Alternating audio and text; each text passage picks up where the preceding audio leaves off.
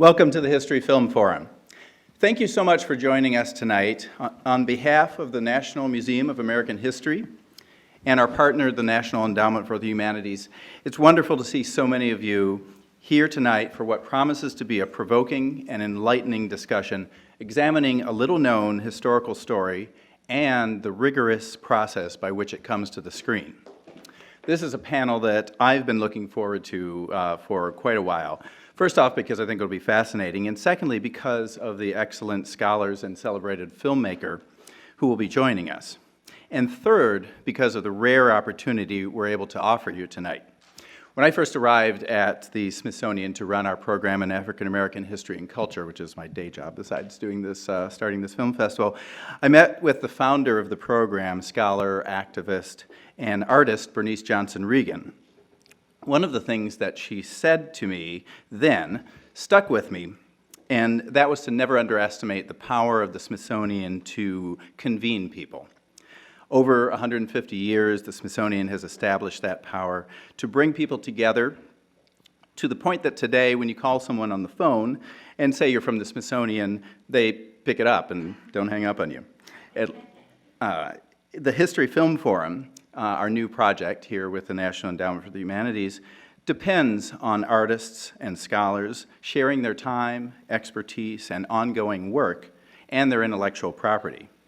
On this panel, you're going to be the very first people in the world to see film footage for the Free State of Jones, which doesn't open in theaters until May.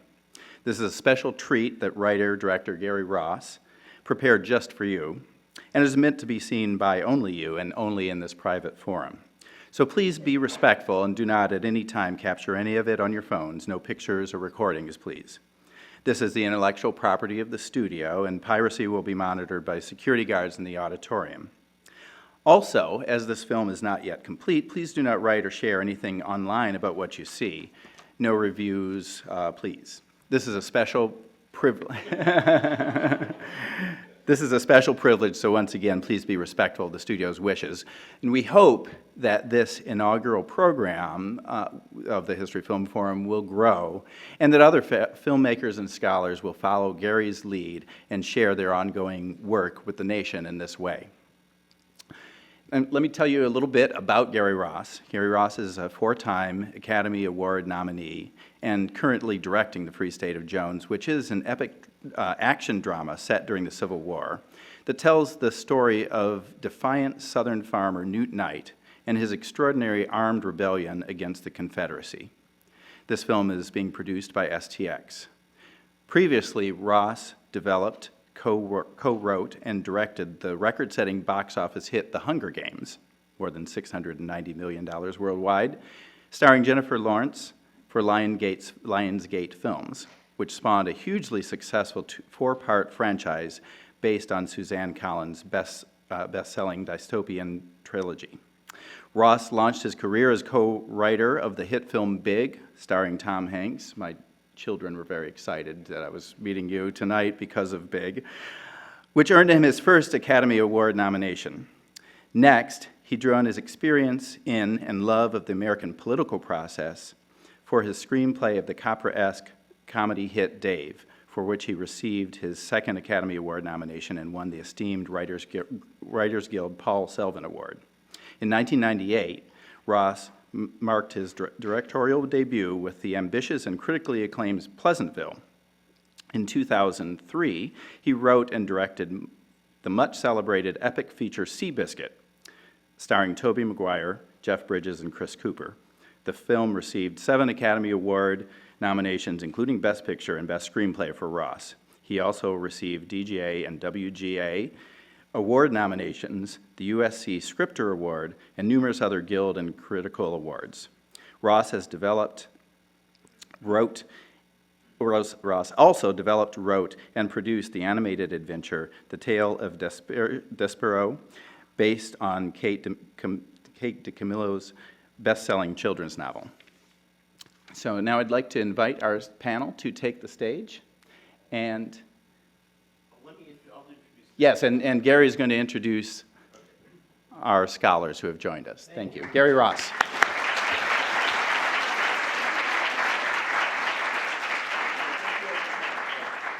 I'm really excited and thrilled to have what I refer to as the John Lennon and Paul McCartney of American Civil War historians. They're two of the most amazing minds that you could possibly have on stage, and two men that I admire tremendously.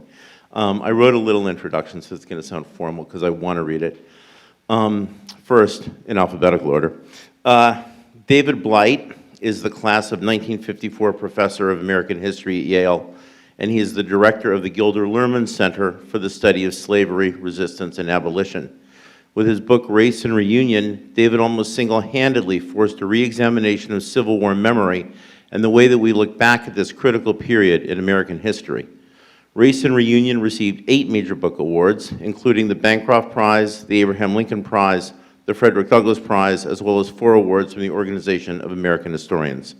It literally propelled the concept of historical memory to the forefront of academic consideration in the Civil War era. David has written many articles on abolitionism, American history and memory, and African American intellectual and cultural history. He lectures widely in the U.S. and around the world on the Civil War, Reconstruction, and race relations. Stephen Hahn, well, it would be hard to overstate Stephen's contribution to African American history and the Civil War era. His Pulitzer Prize-winning book, A Nation Under Our Feet, chronicles black political struggles in the rural South, from slavery to the Great Migration.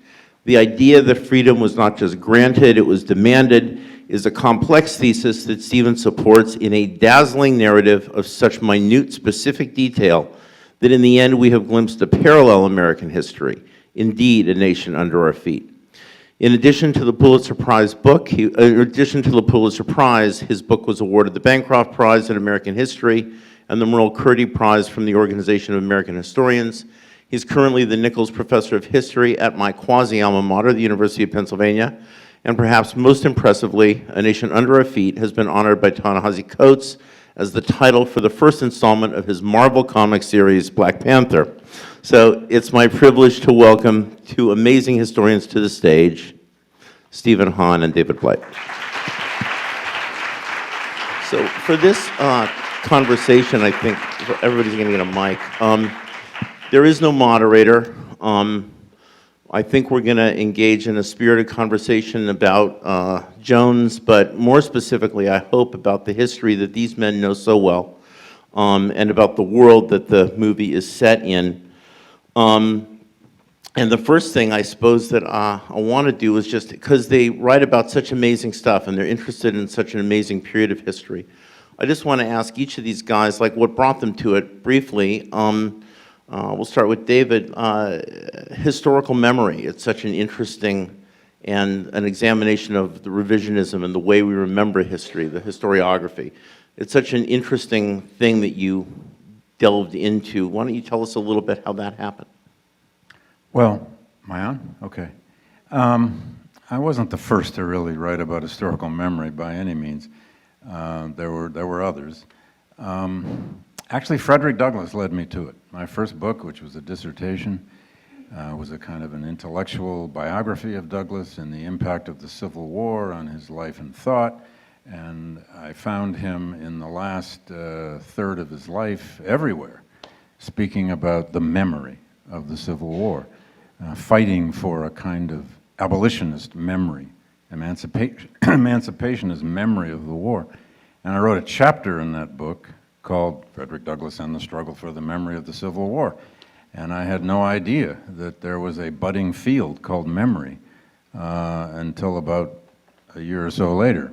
But anyway, everybody does it. Every culture does it, every nation does it. All peoples construct a story, a narrative, sometimes many narratives, competing stories. They do it in great museums like the Smithsonian. They do it in schooling and textbooks. They do it in political rhetoric. They do it in 1,000 ways. All cultures do this. Some under free and entirely democratic means and some not. And it turns out probably the most vexing, difficult problem for Americans to process in our competing narratives and collective memories has been not just the Civil War, but slavery. and its aftermath, and this messy, messy, messy period of Reconstruction, which I know is what we're going to talk about. So I kind of landed on this topic of Civil War memory because Frederick Douglass led me there. How about that? I blame him for about everything in my life. So. That's wonderful. Stephen wrote an amazing history of African American political struggle from slavery to the Great Migration. That it really is, I meant what I said in the introduction, it is really almost a parallel history that's just remarkable. How did that come about? How did you, was that the scope of the ambition when you began? And tell us a little bit about it. Well, you know, I got interested in history as an undergraduate because of being a political activist and trying to figure out something meaningful to do.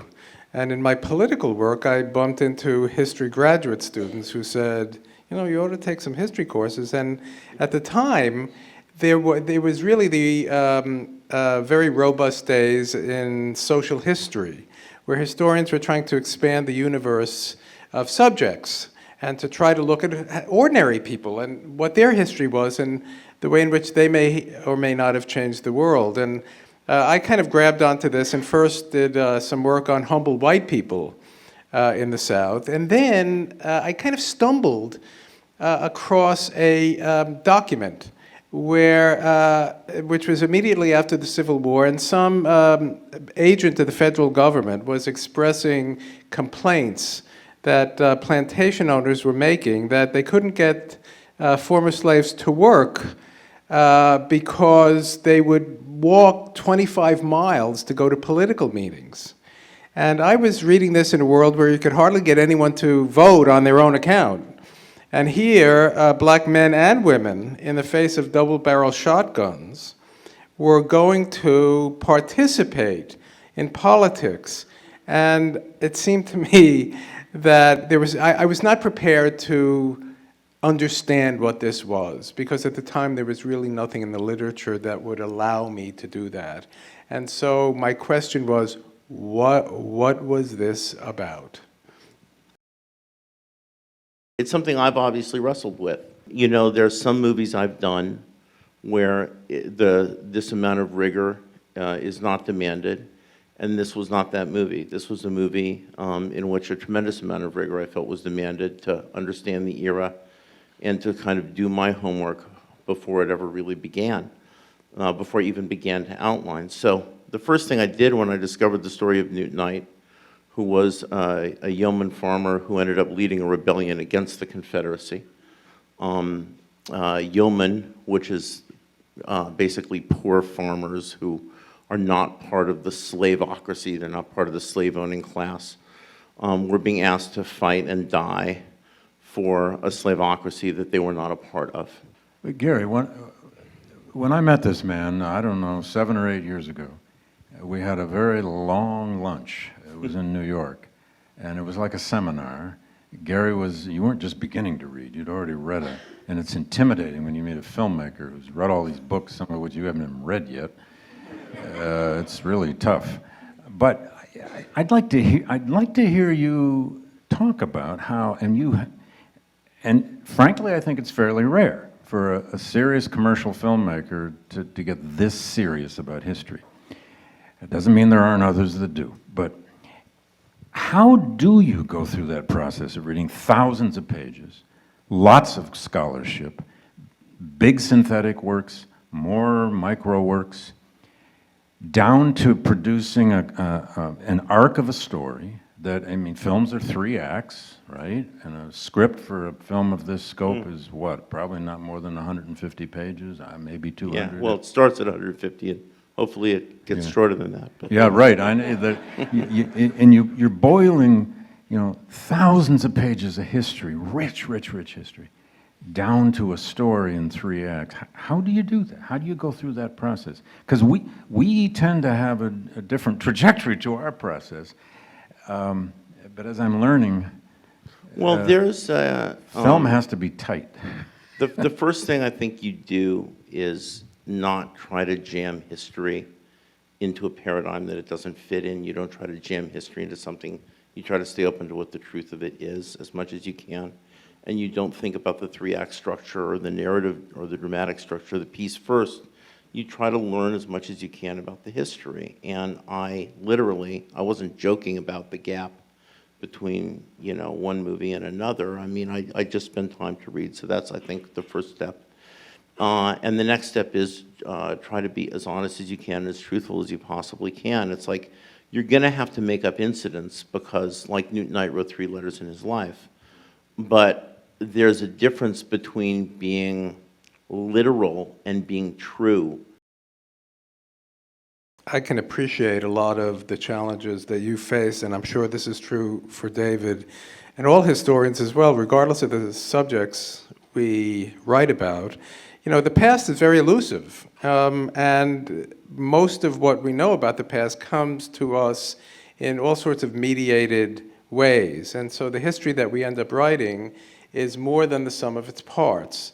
And that involves all sorts of imaginative leaps. Now, if you're interested, as Gary is, in looking at the experiences of really ordinary people, many of whom are not literate, at least in ways that we're familiar with, and therefore we don't have access through written documentation to what they were thinking at all sorts of crucial moments.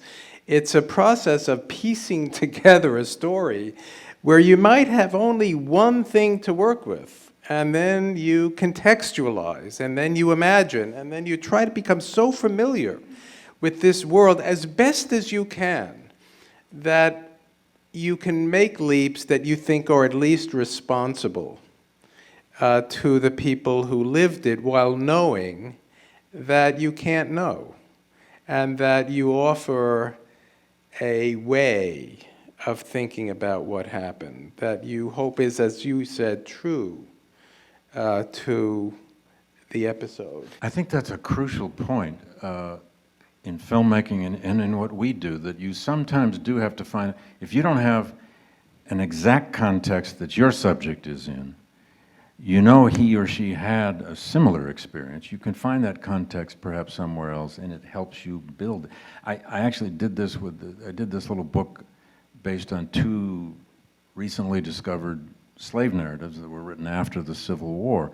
And they're both escape stories. One of them, Wallace Turnage, escapes in Mississippi, or into Mississippi, and then finally into Mobile, Alabama. But I had to use whatever I could find on the lives of cotton slaves in southern Alabama, whatever I could find on the context of Mississippi during the war, because he tries to escape 4 times up through Mississippi. I mean, you're just trying to, what was the terrain like? You get whatever you can. All I had is what Wallace said about that terrain. And you sometimes have to borrow here and borrow there. So it's an imaginative process, right? It is, and at the same time, I tried to search for primary sources. Yeah. I tried to not take just anecdotal account, There are many people that claim that the Night Company Rebellion didn't happen.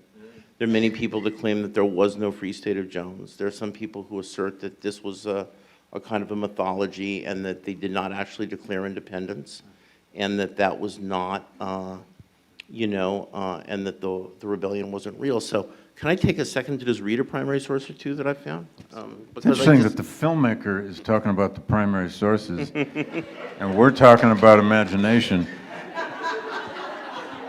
We might have this out of order. I don't know. Well, so this was actually kind of... And we didn't give these to him. These are his. No.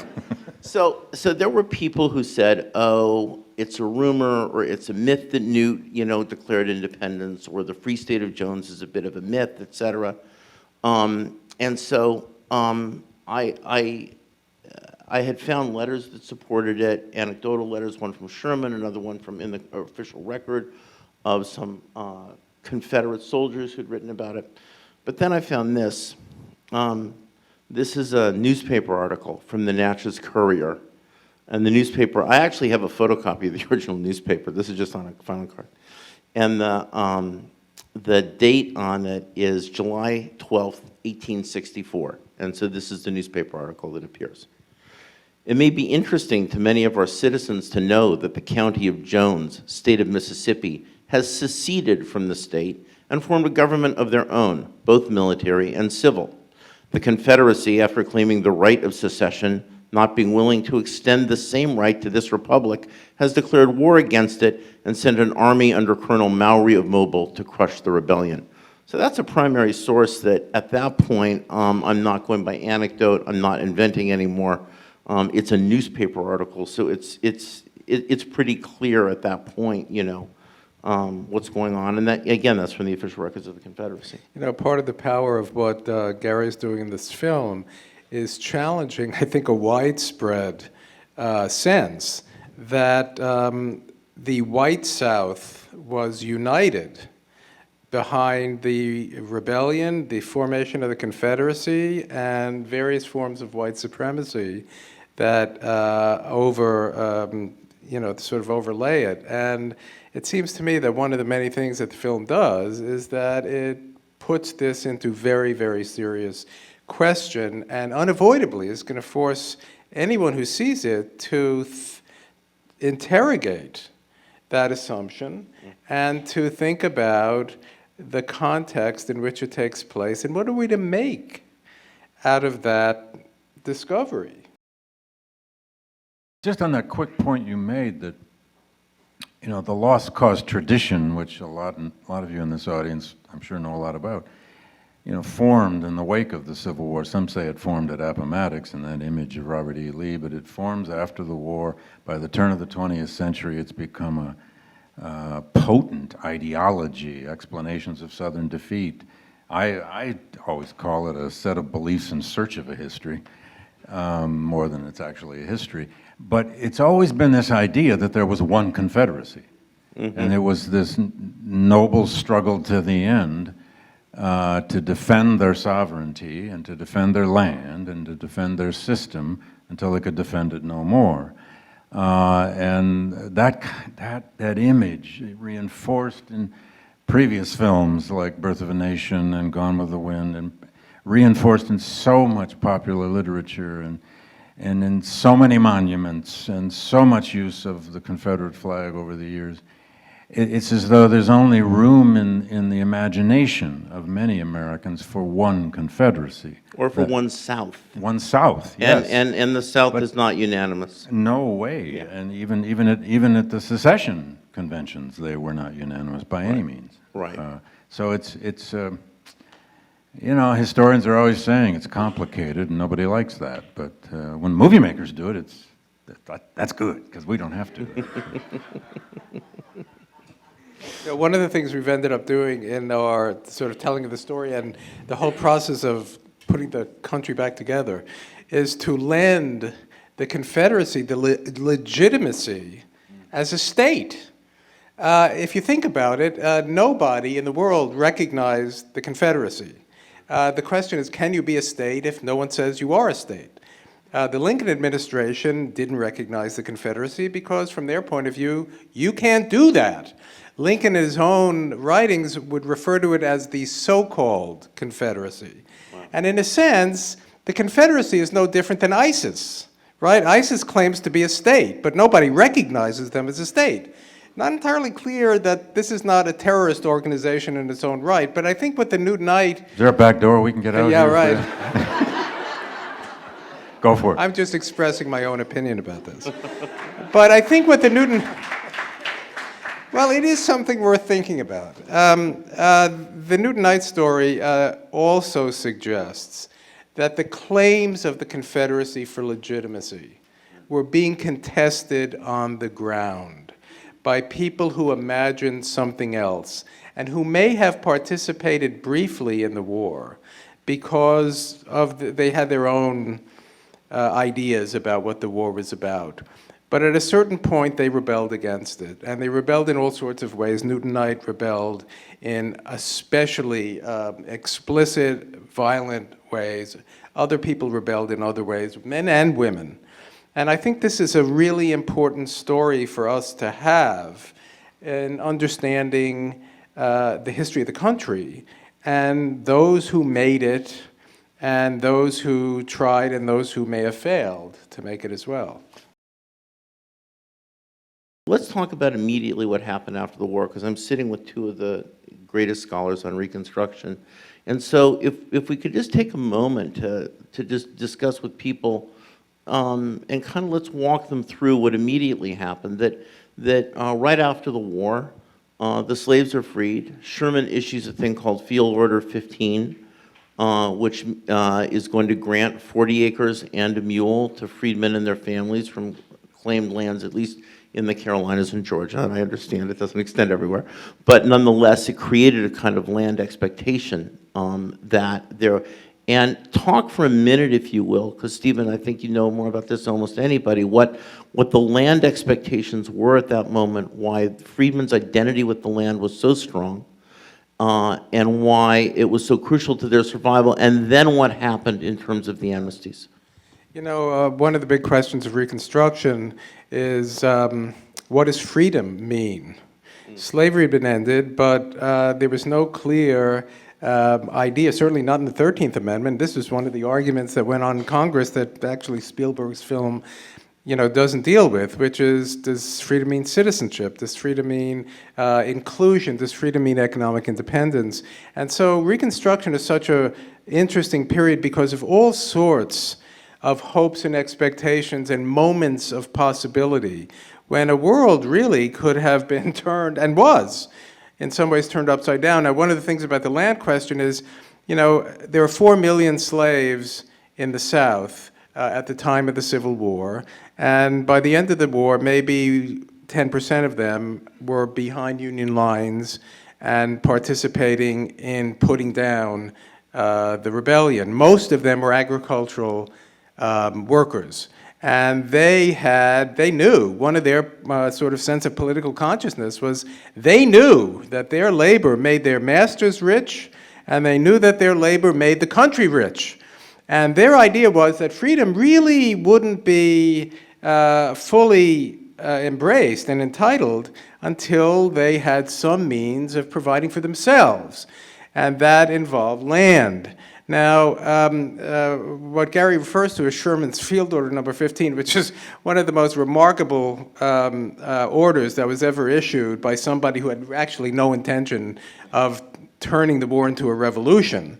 But what it did do was it reserved 400,000 acres of land along the coast of South Carolina and Georgia, which was some of the richest plantation land in the South, presided over by the haughtiest elite and the leaders of the secession movement, which was largely why Sherman did what he did, for exclusive black settlement, and it would involve dividing that land up into 40-acre plots and giving former slaves access to army mules. That's why we hear about it as 40 acres and a mule. And a mule.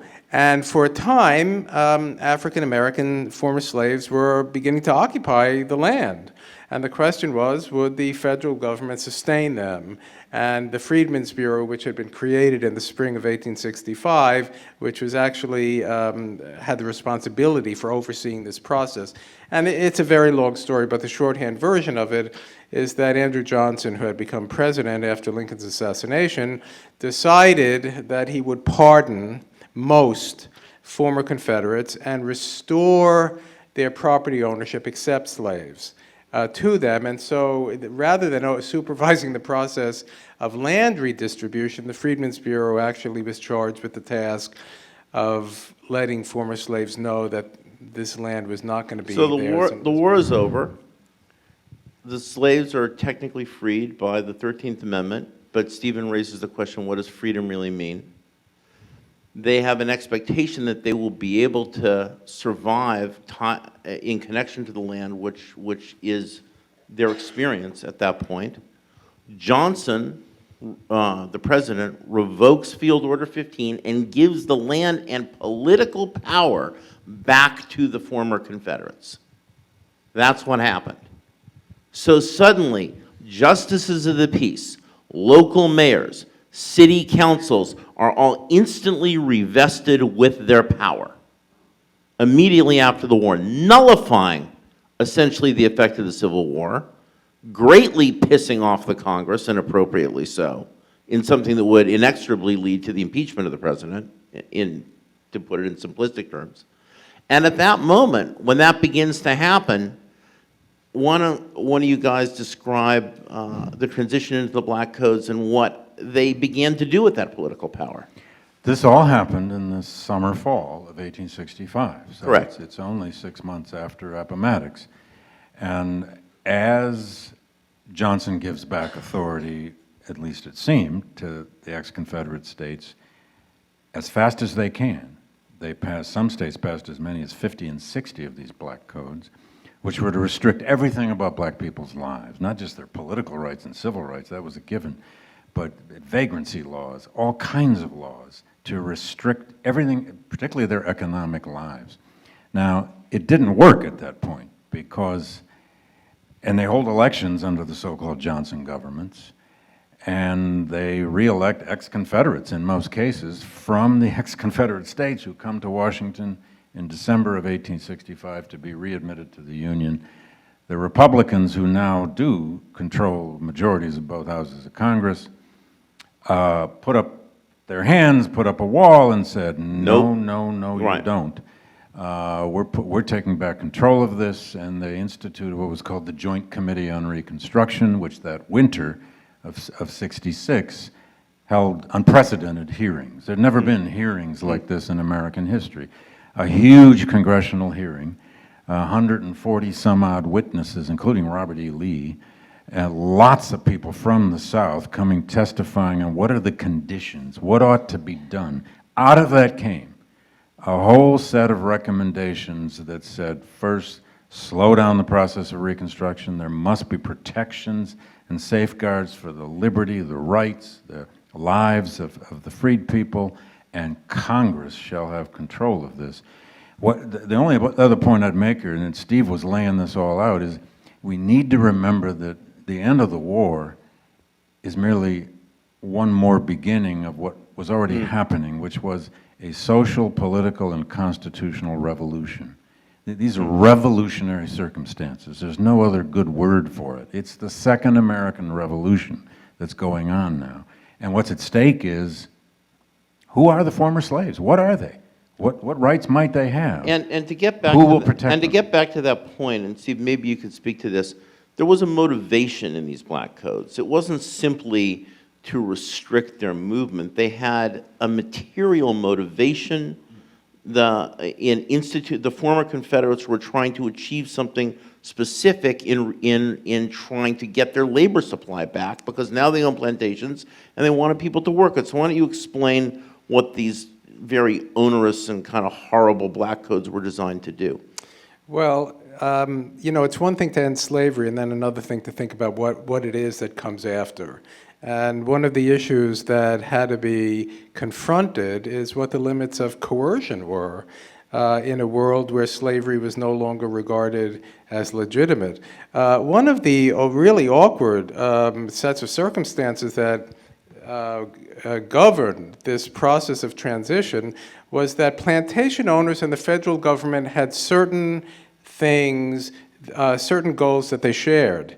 And the major goal that they shared was that they wanted to make sure that the cotton economy was restored, because cotton was the engine of economic growth in the United States over the course of the first half of the 19th century.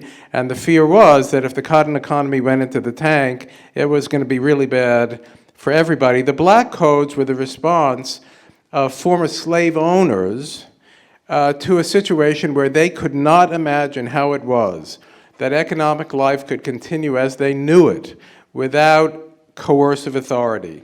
And the Black Codes put that coercive authority into their hands and into the institutions of local and state government, which they would be in a position to control so long as African Americans didn't have the right to vote. And so here's a couple.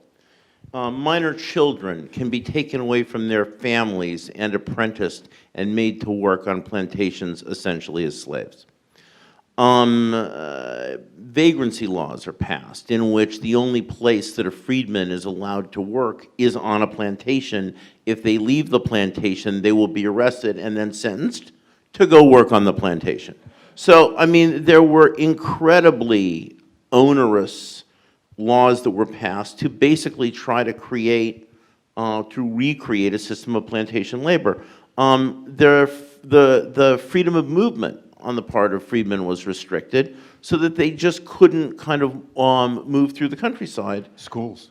too. Yeah, yeah. Schools, in some cases, were explicitly denied. Yeah, licenses had to be granted, and they never were, for certain trades, so that a freedman couldn't leave a plantation and go ply a trade in a city or a town, and that would then force them to go back to a plantation. So, And some of this inspired the radical Republicans. You've all done enough American history to know this was a moment when radical Republicans took over the process. But some of this, the Black Codes inspired some of the radicals to realize, oh my God, we've got to do something. And the something they did, all these things have limitations, but the something they did was not just that joint committee to investigate that passed the first Civil Rights Act in American history in the spring of 1866, which largely only had to do with private acts of discrimination, but it's the first of its kind, and they passed the 14th Amendment.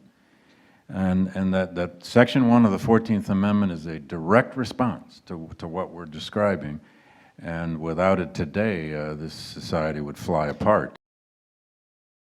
One of the ways, too, of connecting the story of people like Newt Knight with the radicalization of Reconstruction is that Reconstruction could easily have ended in December of 1865 if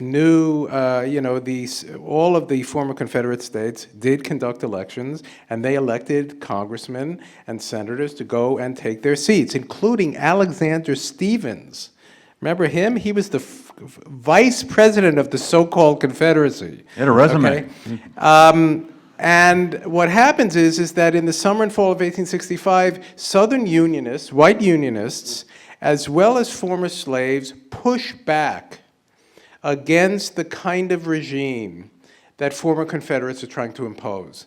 And it's in that context and of the enormous violence that explodes that many Republicans in national politics who initially thought that Andrew Johnson was okay, and even when he disappointed them with his amnesty proclamations, they were still on board until things really went crazy and it became clear to them that the results of the war were in jeopardy and their own power in national politics could come to an end unless they found people in the South who were willing to vote Republican, because the Republican Party didn't have any basis in the South at this. I mean, Abraham Lincoln wasn't even on the ballot in most of the South in the election of 1860.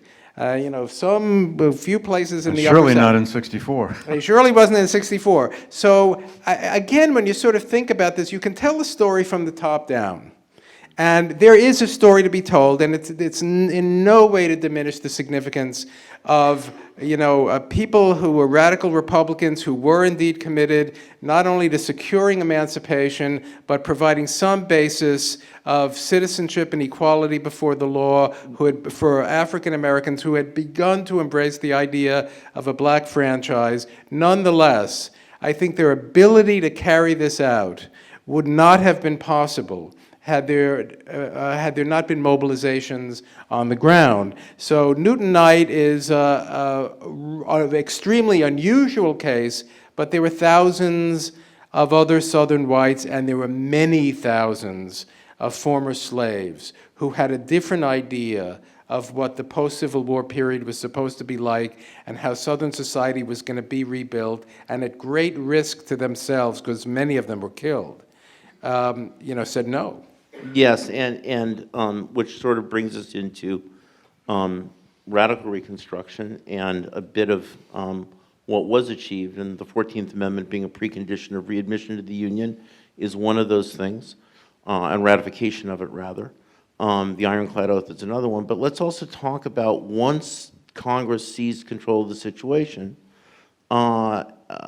African-American political activity, the activity of freedmen, began to flourish, and it was really born in the Union League movement, part of which is depicted in the film. And I would love to hear you guys speak about the Union League, if you could, a bit, because it was a unique and amazing period in American history. Well, it started with really the yeoman. You go Well, ahead. you know, the Union League has a really interesting history. It starts during the Civil War as kind of a patrician patriotic organization that is northern city. in the North. And it's fairly moderate, if not conservative, and it's trying to basically mobilize the elite in the North to support the war. But once the war draws to an end, especially in the early Union-occupied South, the Union League begins to establish beachheads for the Republican Party. Now, until 1867, with radical Reconstruction, African Americans couldn't vote. So the first constituency that the Union League was interested in were white Unionists, who were imagined to be a basis for the Republican Party. And then, in 1867, with the Military Reconstruction Acts, or the advent of Congressional Reconstruction, and the enfranchisement of African 15th Americans, Amendment, yeah. and the beginnings of voter registration. I mean, this is a new voter. Voters had never been registered before, and the military went out to do it. The military made sure, I mean, you think about how backward voter registration still is in the United States, and here is a point at which the federal government is going to go out and make sure that everyone eligible to vote gets registered to vote, and the Union League is sort of the institutional basis for mobilizing black voters. Yes, and it created it was almost a quasi-military organization the way it was organized. It created a sense of solidarity. It created strength for the freedmen in that they could go and vote in numbers. I mean, it was a pushback against intimidation in a lot of respects, yeah. And a lot of Union Leagues for freedmen even had certain religious elements to it. Well, almost Masonic, Yeah, kind it of. was- I mean, it it was was spiritual. more than religious. It was almost like Yeah. a Masons meeting in a sense. They had rituals that were designed, I think, to create kind of a sense of solidarity. But again, when Newt Knight accepts a commission from Adelbert Ames, who was the Republican governor in 1875, and I actually have the actual document here in front of the House of Representatives that lists Newt. What he's doing is he's protecting the voting rights of freedmen. He's fighting alongside with freedmen to protect their voting rights. And that's, I'll just read this testimony from Congress. It says, almost without exception, the appointments here were from the Republican Party. I do not think of an exception to the military appointments, and 2/3 of the company that were commissioned in the military were commanded by colored officers. So, I mean, these are essentially black regiments that are trying to push back against white supremacists who are trying to intimidate and murder and prevent people from voting in the election of 1875. One just quick addition there, just a big take-home idea here. That Republican Party that gains control of Reconstruction, both in Washington and on the ground in the South, from 66 to roughly 1870, came to believe much faster than they probably ever would have imagined in what we might just call activist, interventionist federal power. I mean, if you are looking for the origins of big government or centralized power, which is today such a troublesome issue, that's where it's born. And it's born, of course, of having won a civil war and freed 4 million people from slavery and owning the responsibility now to design some kind of system to make it work. And it succeeded in some ways, it failed in some ways, but this is what Reconstruction is now by the late 1860s. And the question is, will it hold, can it hold against what very quickly becomes a counter-revolution?